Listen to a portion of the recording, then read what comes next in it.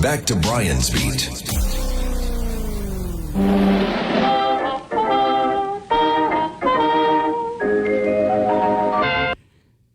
I'll believe it.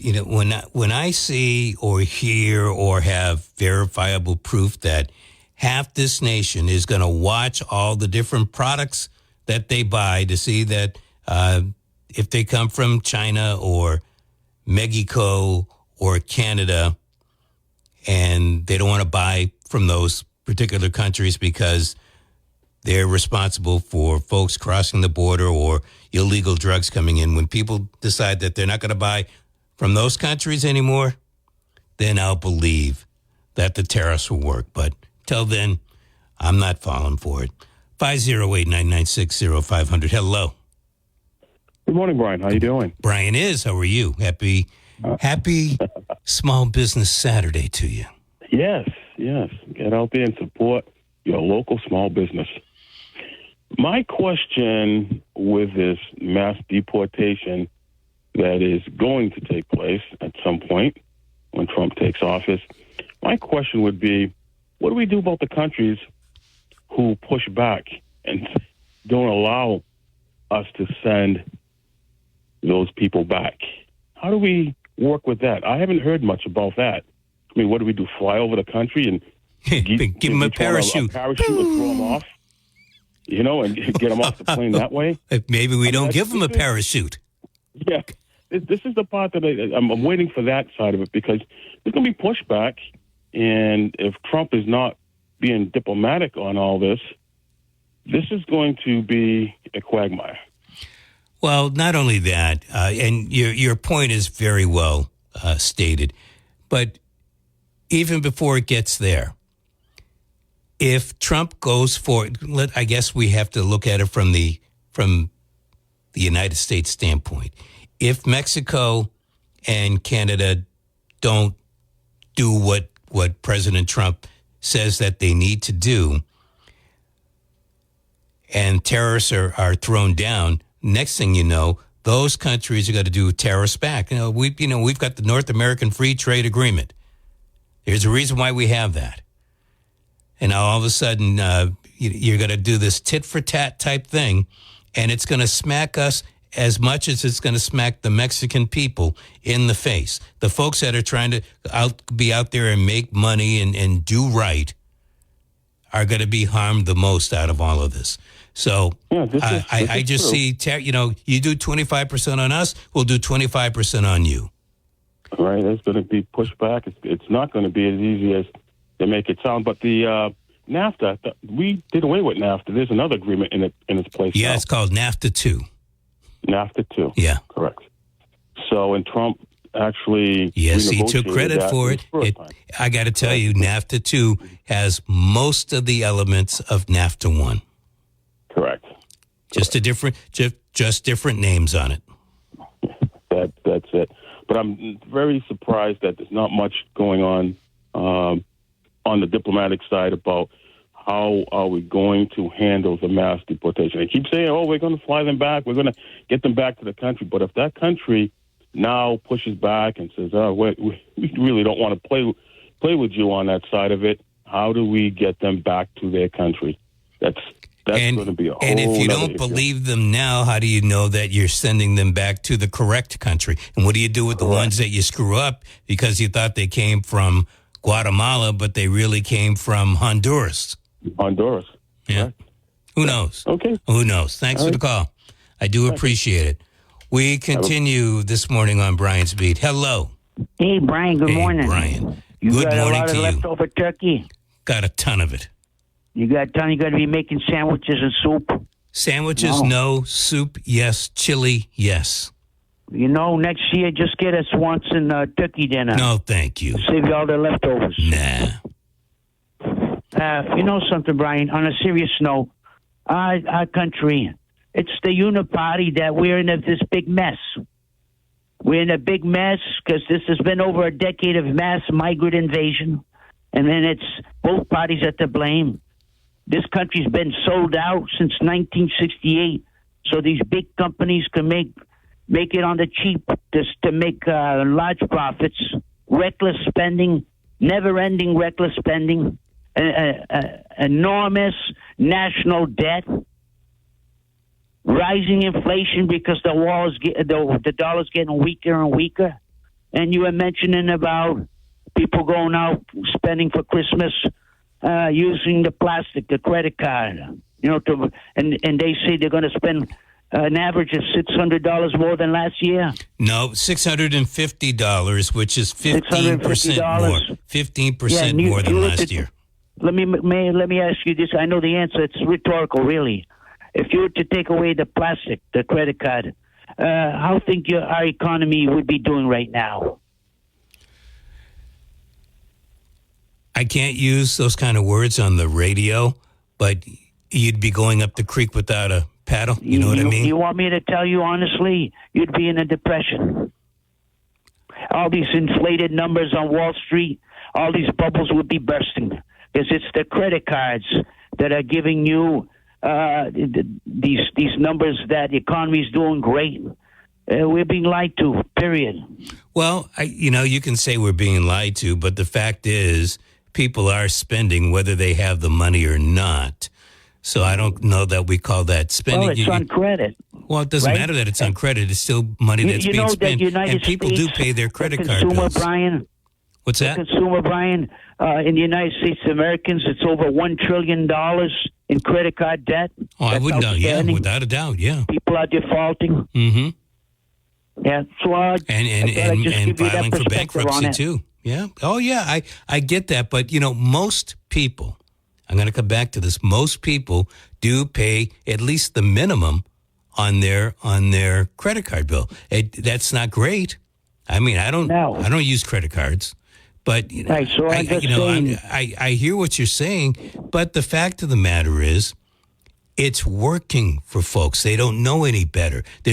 That kind of training isn't out there, and you can't rely on the school system, and you don't want the school system to be teaching that kind of stuff.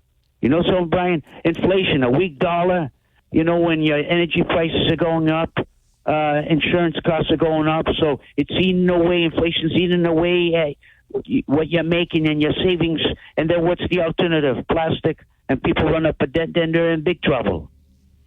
Speaking of, thank you for bringing up energy prices because I didn't even think about it, and I do appreciate your call. I know we've got the pipeline that goes through Canada into the United States, but I know that there's also some fracking stuff that goes on in Canada, and we also ship oil up into Canada. And I think we do something similar with Mexico.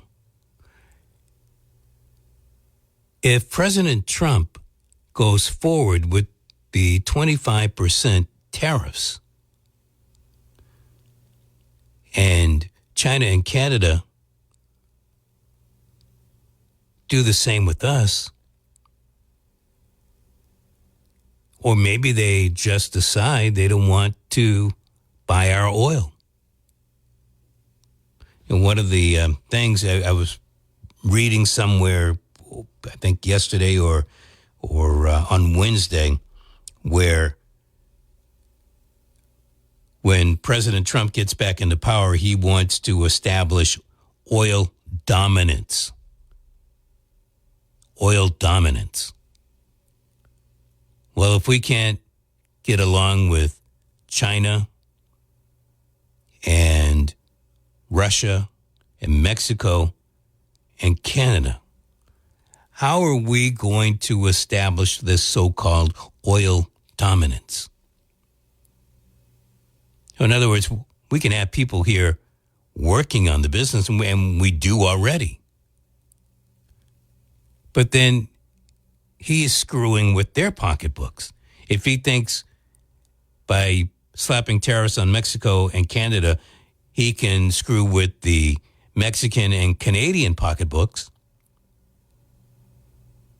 don't you think that they can do the same thing to us? And it doesn't affect Ramaswamy, Elon Musk, A lot of the people that are governors that are going into the administration. Certainly doesn't affect Donald Trump. But what about the everyday Joe and Jane that voted him into office for a second term? How are they supposed to feel? I know there are people, yeah, I've heard them call, but they're few and far between, saying that, well, they'll pay a little extra. Well, if you're paying a little extra, you're paying a little extra for that American product, or you're paying a little extra for the Mexican or Canadian product.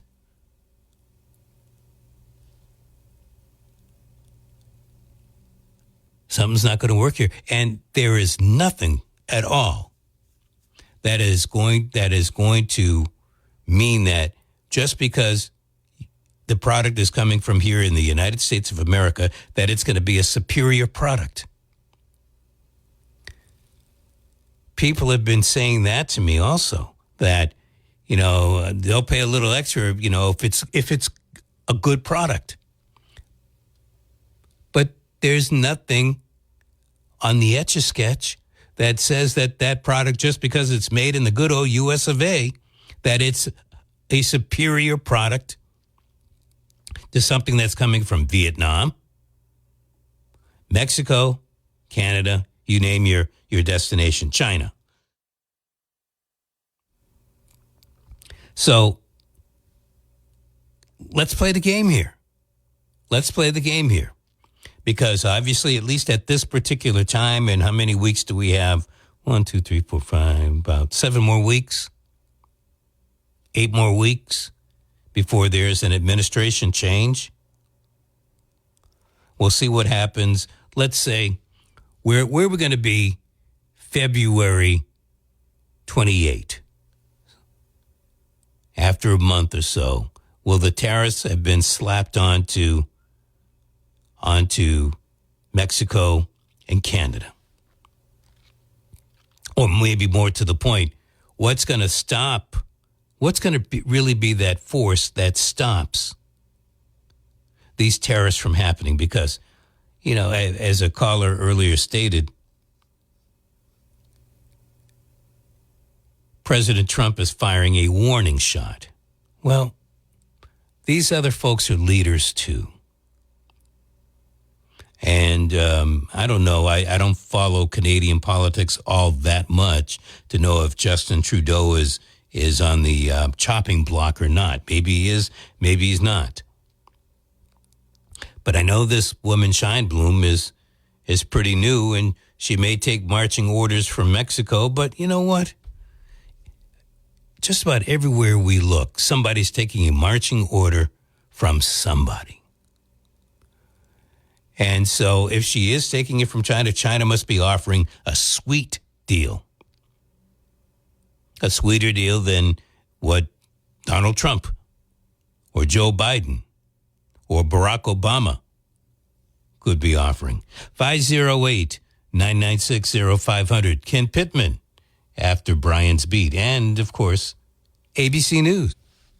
So I'm reading here from this story from the Associated Press dealing with Canada. Canada is already examining possible retaliatory tariffs on certain items from the U.S. should Trump follow through on his threat to impose sweeping tariffs on Canadian products, according to a senior official. Canada is the top export destination for 36 U.S. states.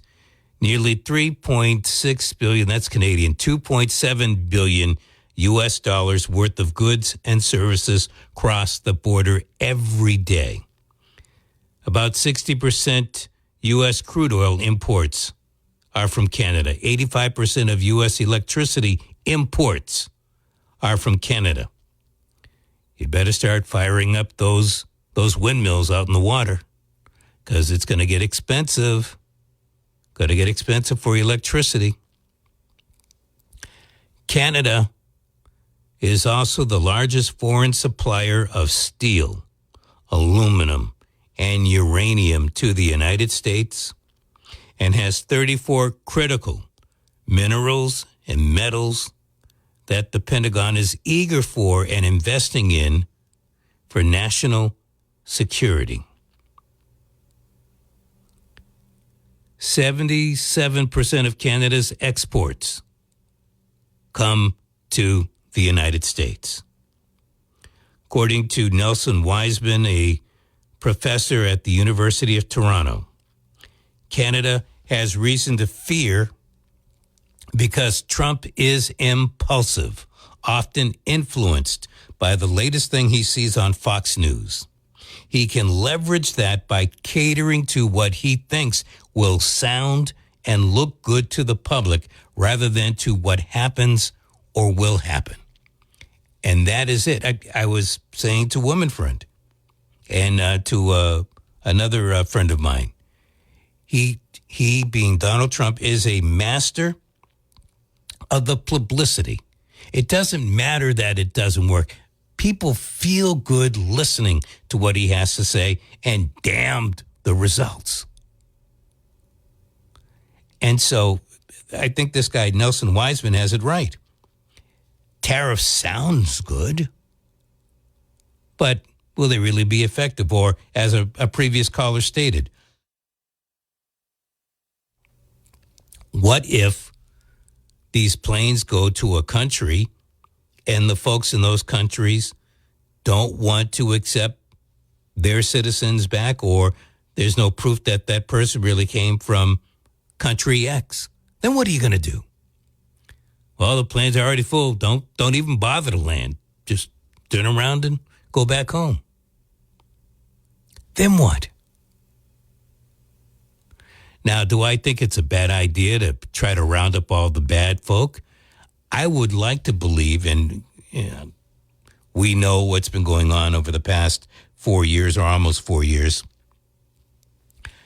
But I would like to believe that if someone has been found guilty, that you don't let him or her out of jail. They're not supposed to be here in the first place. You wouldn't do that to somebody who comes into the country legally. They would come in here legally and they commit a crime. They do the time for their crime and then boom, they're gone. So why isn't it the same rule for folks that come in here illegally? I don't get it. We should have laws on the books. We have 435 U.S. representatives. They could have been working on this legislation, whether the Republicans or the Democrats were in control. But you know what? Nada. Not a thing. We do have 100 U.S. senators. They could have been working on some type of legislation to try to take care of what's going on. Nada, nothing. They didn't do a damn thing. And so now we have someone who has been found guilty of crimes. It doesn't matter, he was found guilty. Who is now going to be the next president of the United States. And he's got grandiose plans. A lot of people believe it's going to work. And you know what? I'll give the real small benefit of a doubt that it might. But it is a real small benefit of a doubt. It's a plan that sounds great, but it's kind of like light beer. Tastes great, less filling. Then what are you going to do? And once again, part of this is, you might say today that you're going to buy American. You don't want to pay the extra tariff. You're going to buy American.